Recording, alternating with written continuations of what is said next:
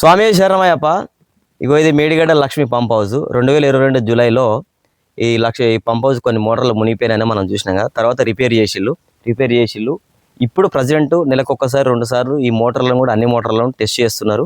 ఆ టెస్ట్ చేసినప్పుడు వచ్చినటువంటి వాటర్ ఇది ఇప్పుడు అన్ని విధాల నీటిని సరఫరా చేసేందుకు ఈ పంప్ హౌస్ అయితే రెడీగా ఉంది. కానీ తెలంగాణ కాంగ్రెస్ ప్రభుత్వం ఈ పంప్ హౌస్ను వాడకుండా ఉపయోగించకుండా ఇక్కడి నుంచి 3 కిలోమీటర్ల దూరంలో ఉన్నటువంటి గోదావరి పక్కన ఉన్నటువంటి బీరం సాగర్ దగ్గర మరొక కొత్త పంప్ హౌస్ నిర్మిస్తోందట. అది కూడా ఇంకో 2-3 ఏళ్లలో పూర్తయిద్దట. ఆ పూర్తయ్యే నాటికి మళ్ళీ ప్రభుత్వం మారిందనుకో, మళ్ళీ దాని పక్కన పెడతారు కావచ్చు, మళ్ళీ దీన్ని మొదలు పెడతారు కావచ్చు. లేకపోతే అది కట్టిన ఇది కట్టిన పార్టీలు అధికారంలో రాకుంటే కొత్త పార్టీ అధికారంలోకి వస్తే ఈ రెండింటిని పక్క పెట్టి మరి ఇంకోటి కడతారు కావచ్చు. లేకపోతే వాళ్ళు మంచోళ్ళు అయితే ఈ రెండింటిని యూజ్ చేస్తారు కావచ్చు.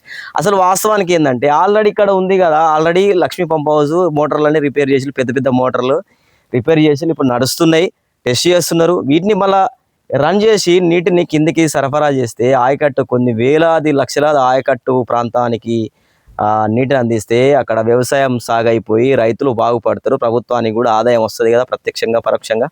ఇది ఏం చిత్రం, ఇది ఏం కథ, ఇది ఆల్రెడీ రెడీగా ఉన్నాక దీన్ని పక్కకు పెట్టి మళ్ళీ కొత్తది కట్టడం ఎందుకు? కావాలని చేస్తున్నారు తప్ప ఇది రాజకీయ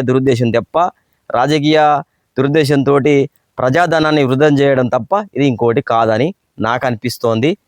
దీని మీద మీ అభిప్రాయం చెప్పండి.